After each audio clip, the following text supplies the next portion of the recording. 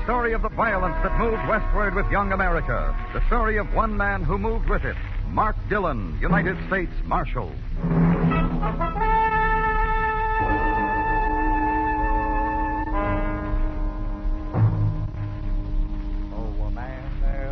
On the western plains with a ton of fight and an ounce of brains, who herds the cows as he robs the train and goes by the name of Cowboy. He was part of it. A singing saddle bum, a cowboy, a drifter. They all drifted here to Dodge City one time or another. It's the end of the track and the start of the wilderness. A dumping ground of odds and ends, beginnings, leftovers. It's a place to stop and take the kind of pleasure you need. It's a place to pass through. Sometimes it's a place to die. My part of it was a sun-charred shack, rent paid by the United States government, and a marshal's badge furnished free. I was at the window watching the heat plump itself with Kansas dust and roll in towards the town when the door opened. Your name, Dillon? You're the United States Marshal? She was about 50. Hat, poke bonnet, dress, gingham, shoes, beaded Indian moccasins. I heard about you in Gouge. They said there was a steady marshal here. Been living for 6 months running. They've been lying to you. 4 months. They say you can break a man's heart at 50 yards. They say you and your gun's already done that. What's on your mind? I want you to saddle up and get down to Gouge. Why? My husband. My husband owns the White Buffalo. Roulette, music, drinks. They say the roulette wheel's crooked. Look, ma'am, half the roulette wheels in the West are probably crooked. Maybe. But in Gouge, they kill a man for running a crooked wheel. Well, look, ma'am, Abigail Contrarius, that's my name. Yeah. Well, Mrs. Contrarius, you don't need a marshal. You need an honest husband. That wheel's no more crooked than you are. Leastwise, from all I hear about you. If it was, I wouldn't take none of the money's won from it. Oh, sure. Don't shore me, Marshal. The money don't just mean money to me. It means books for Indian kids and writing stuff, slates and all. Oh, missionary. Huh, me, with a gambler and a philanderer and a toper for a husband. I teach Indian kids, that's all. Teach them to behave and a little learning, that's all. That's good work, ma'am. These towns could use more people like you. Never mind that. If I don't get help, those kids will go back to their wild ways and I'll have a dead husband. You coming?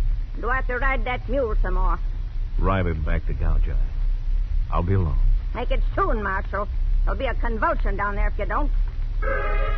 It was night when the town of Gouge came out of the wilderness and beckoned to me like a painted, skinny hag.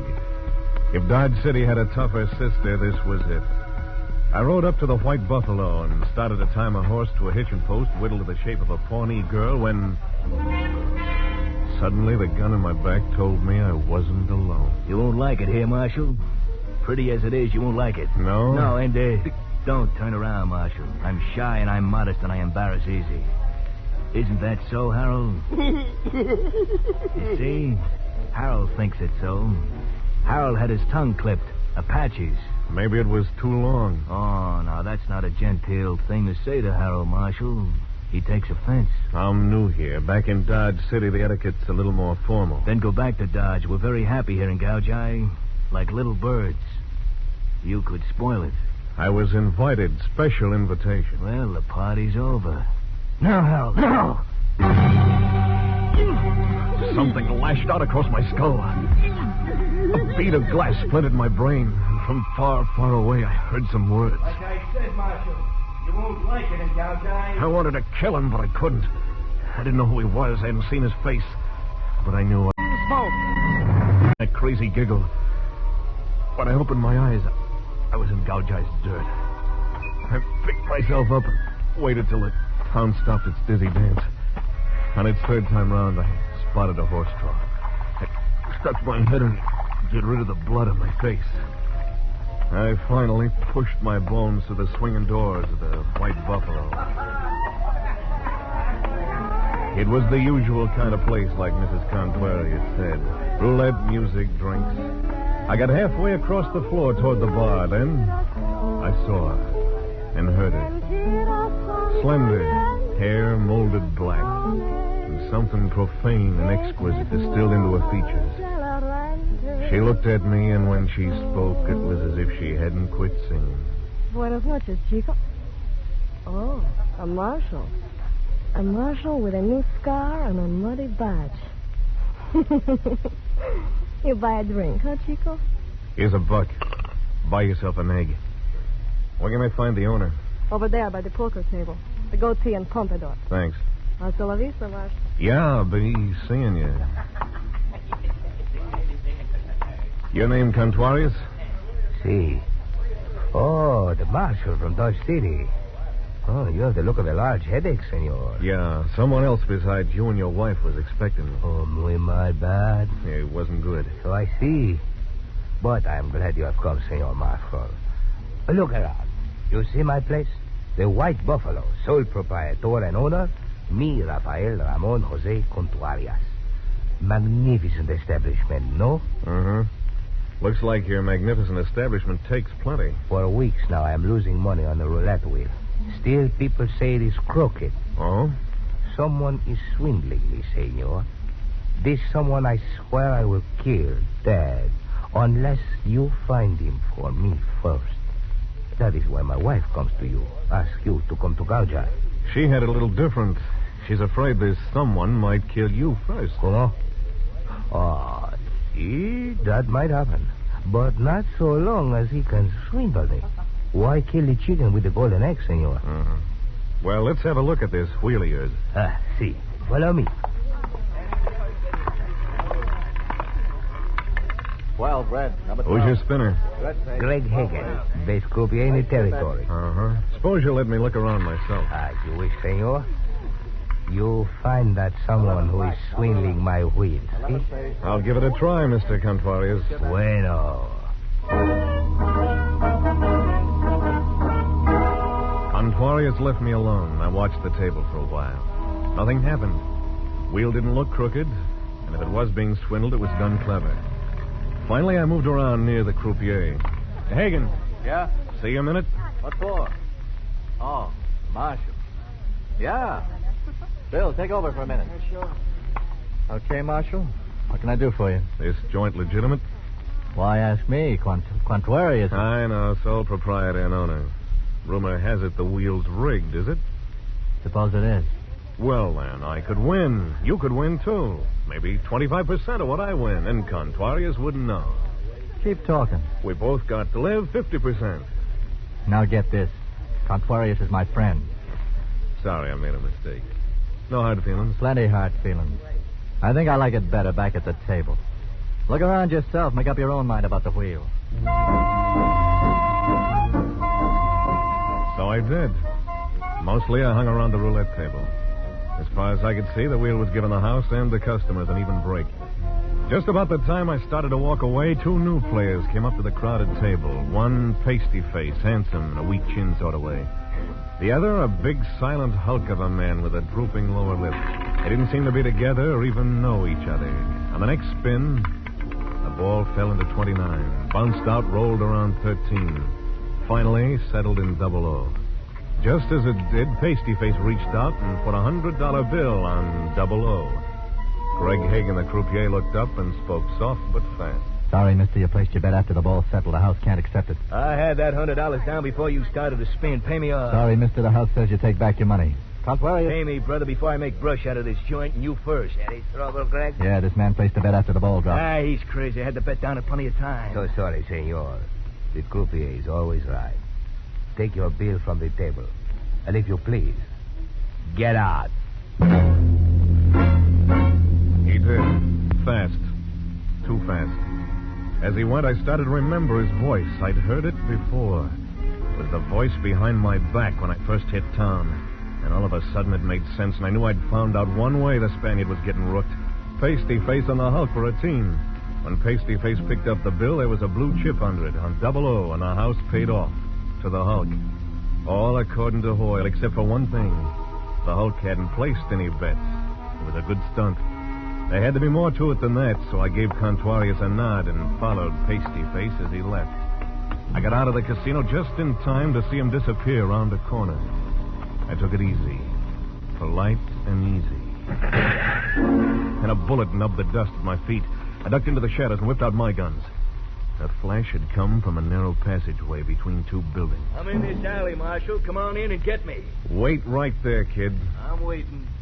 He was in there somewhere. In that long slab of night that was too black to see through. Somewhere in there. I put my back against the wall and slid out. Strike a match. I want to see your face when it happens to you. Try me. No, Marshal. You shoot first. You'll miss, you know that, Marshal. But I won't, because your gun flash will tell me where you are. Real clever. And that was clever what you did back at the White Buffalo. Honest, Injun? Now tell me about it. You and your friend. That was Harold, huh? A giggler with a talent for pistol whipping. Tell me some more about it. You throw down a $100 bill with a blue chip underneath it after the ball drops. You get yourself thrown out. Harold collects 35 to 1. Did Harold do that? Oh, Harold, did you do that? And there he was, framed in the entrance of the alley. I was caught between them, pasty face and the mute called Harold. The big guns in Harold's hands turned over and over. His face held all the evil in the world. You're all right, Harold. Take him! He was shooting waist high along the wall. And he was getting close. There was only one thing to do, and I couldn't miss. You got Harold, Marshal, but you made a mistake. Your gun flash gave you away.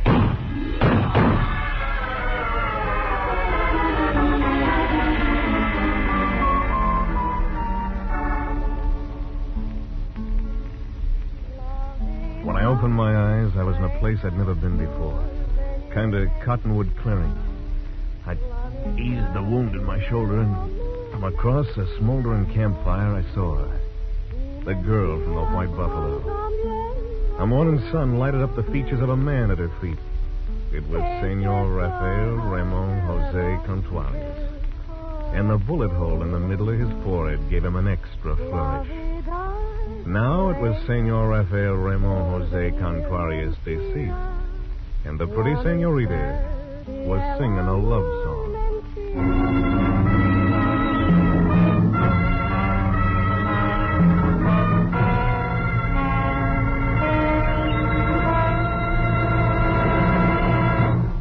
Back to Gunsmoke in just a moment. Combining modern detective methods with secrets of the mysterious East, the Green Llama offers CBS listeners a new thrill now on Sundays. Once he has heard of a crime or an injustice, Jethro Dumont, a wealthy young American just returned from 10 years in Tibet, brings into play his quick wit and knowledge of illusion to thwart the evildoers. Join him Sunday as he continues his fight against crime on this side of the Pacific, wearing green, the color of Tibetan justice, aided by Tulku, his trusted lieutenant. The Green Llama is a feature presentation of most of these same CBS stations. Now back to Mark Dillon, United States Marshal, and Gunsmoke.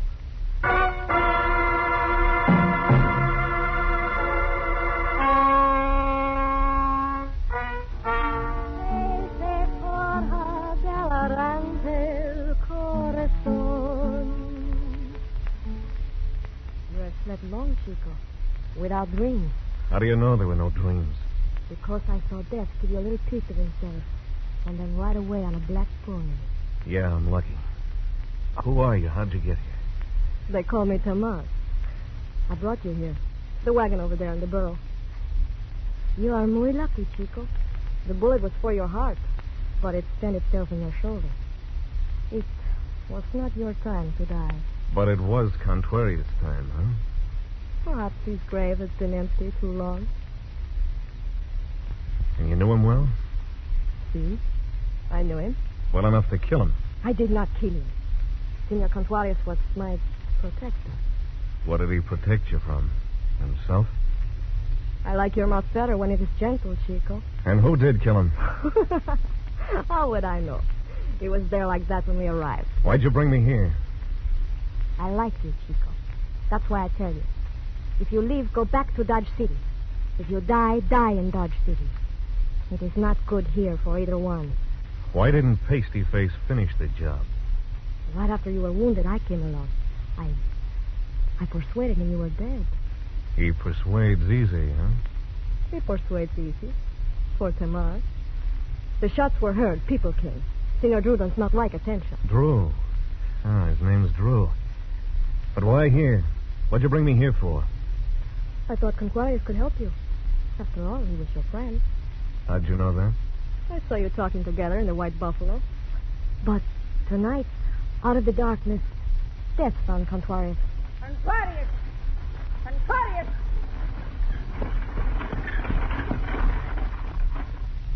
Where is he? Where is he?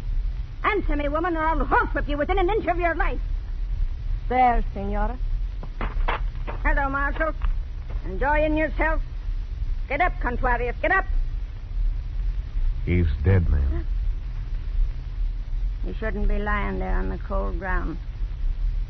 I'll lift him into the cart. I will help you, Senora. If you so much as touch him, I'll kill you.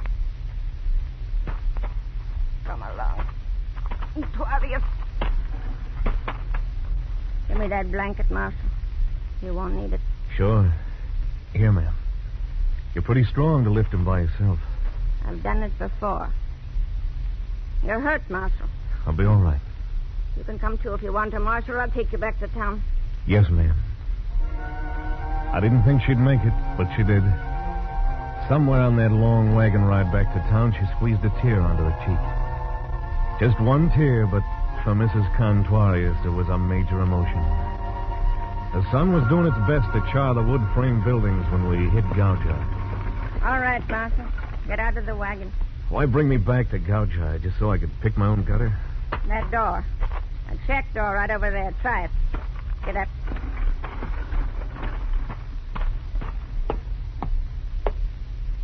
Oh, come on, Dillon. All you have to do is lift your arm and knock on the door. Yeah?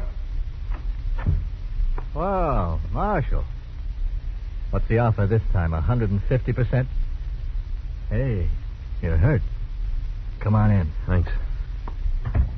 Who sent you here? Mrs. Conquarius? Oh. I better cut away that shirt. Why'd she send me here, Greg? Not neat, Marshal. Not neat at all. Why here, Greg? You a doc? Lie still. I'll get some things. You haven't answered my question. I do things with my hands, Marshal. Spin roulette wheels and extract bullets between spins. You a doc? Yeah, I'm a doc. Was. Had a shingle. Shiny one. And they said I couldn't have it anymore. They had a word for it. Malpractice. They said I did something. What are you looking at? That roulette wheel on the table over there. What's the matter, Greg? Don't you get enough practice at the White Buffalo? You want this wound fixed or not? Yeah. Yeah, sure. Say, Greg. Yeah? I once heard about a croupier clever enough to spin a wheel and drop a ball into any slot he wanted. Hit it about once out of 5 times. Not bad. Once in 4 is better. What about him? I could mention it to Mrs. Conquarius. Round up you and Drew and go back to Dodge City. Drew? Pasty-face guy. The guy who pulled the fast trick with the chip and the $100 bill last night. I didn't know him. I refused the bet, didn't I? Yeah, that's what doesn't fit. I'd stop worrying about it if I were you, Marshal.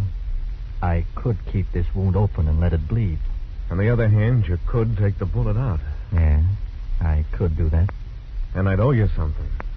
I wouldn't have to remember you to Mrs. Conquarius. It's like this, Marshal. First, I just wanted to tame the wheel. Then it got out of hand. Tamar have anything to do with it getting out of hand? What do you know about... I'm ready to take the bullet out, Marshal. You're going to keep what you know to yourself? Take the bullet out. I'll bite my lip. Yeah. Do that, Marshal. It's a nice pose. I bit my lip, but all I got was pain in my mouth. I didn't need that. There was enough pain. It was a pain that was painted in red, and it couldn't decide whether it was a flame or an icicle. When I woke up, Greg was talking to someone. It didn't take long to recognize the voice. You should have let him die, Chico. You will only cause trouble. He's got nothing on me. Only trouble I got is you. Every man in town. You couldn't even leave the marshal alone. Ah, Mia, you're crazy.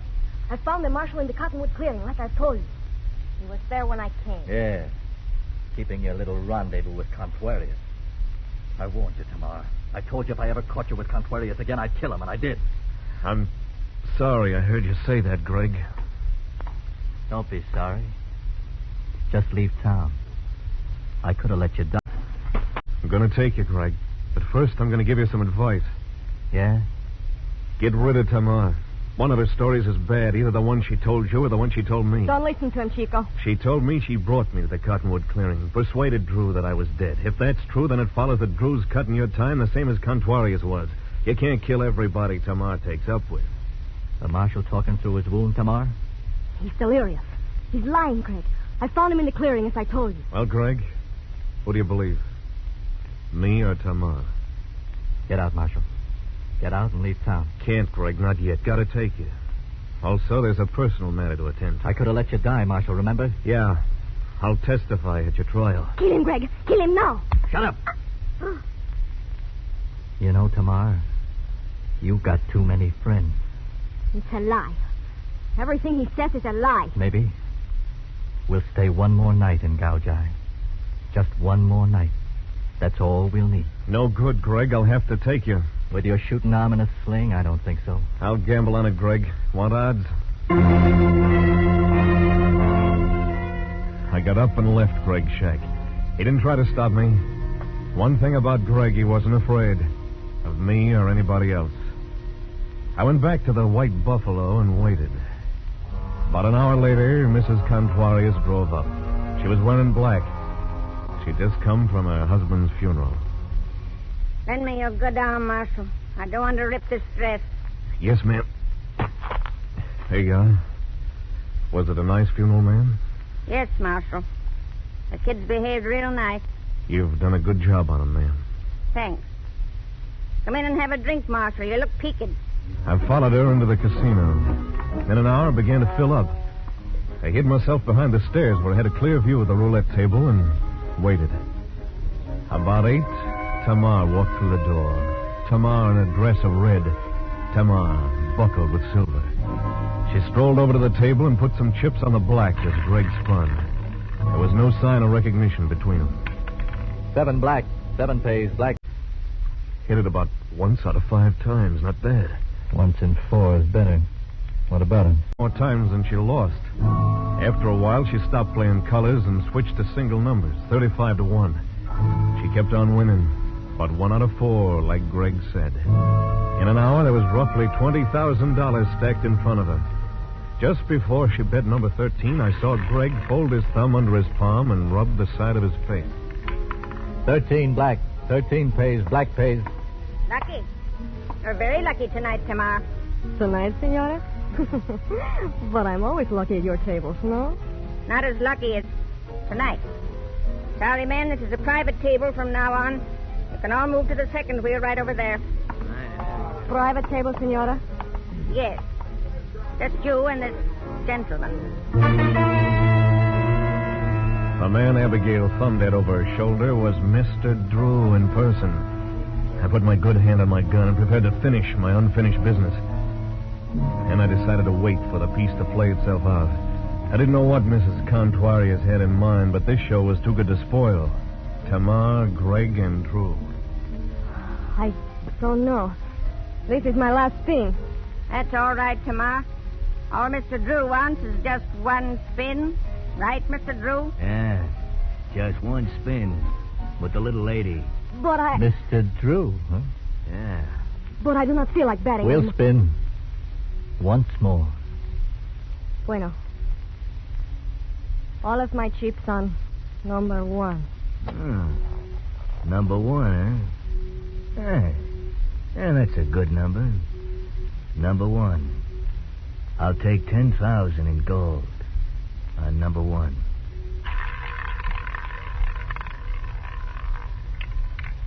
Three red. 3 pays. Red pays. Why, you double... Go!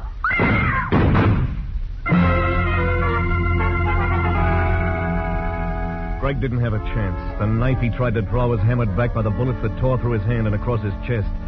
Suddenly his face changed. He looked young and hurt, and ashamed of the blood that he couldn't hold back. It'll make me happy if no one tries to follow us. Let's go, Tamar. He held his guns like they were dogs on a leash that could snap easy. He waited for Tamar to scoop up the money. Then they backed out of the casino. You let him get away, Marshal. I don't think so, ma'am. He knows I'll come and get him. He'll be waiting for me. He'll be wanting to finish me off if he can. And I'm going to give him his chance. I figured there was only one place to look. And there they were, resting easy in the cottonwood clearing. I knew you'd have to come after me, Marshal. You're funnier than an actor. I saw one once in Dodge. You're funnier. Maybe you laugh too easy, Drew. Like you kill too easy. A marshal with a gun arm and a sling chasing a killer. Go away, Marshal. Go away while there's still time. I got nothing but time. I'll wait. You're wrong, Marshal. You've got no time at all. Yeah?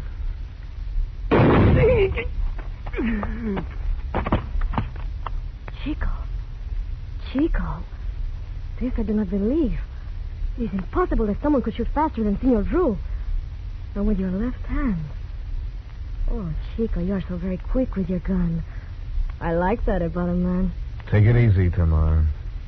Come on. Let's go. Go? Not now, Marshal. There's time. Sit here. Sit here next to Tamar. Like this? See. You know what I think? Chico, don't talk now. I think he had a great thing with Greg. He could put that ball on any number you bet on. Only that wasn't enough for you. But it doesn't matter now, darling. You thought you could double your profits by throwing in with Drew. Maybe you were going to double-cross him, too. I don't know. Don't worry about it, Chico. The money is yours, too. It belongs to Mrs. Contuarius. That's who's going to get it. What? What are you talking about? Take your choice. Come back with me to the jail in Gouge, or I'll turn you over to Mrs. Contuarius. I don't think she could stand having you alive. You... Come on. Hey, this is the first time I've ever held a gun on a woman.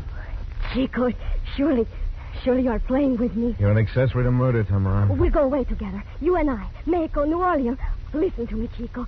You and I. Let's go, Tamar. Listen to me. There's plenty of money, yours and mine. Listen to me. Listen.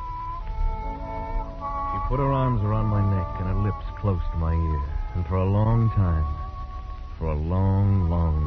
first in English, and in Spanish, then in Cherokee, then in a language I couldn't recognize, she whispered at me every foul name in the book. She was talented. She didn't repeat herself once. Tamar didn't understand that a marshal had a job to do, and that the job got done.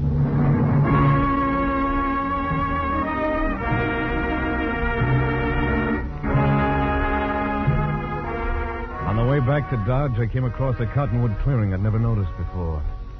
I rode down into it. A small animal scurried off a log and lost itself in the shadows.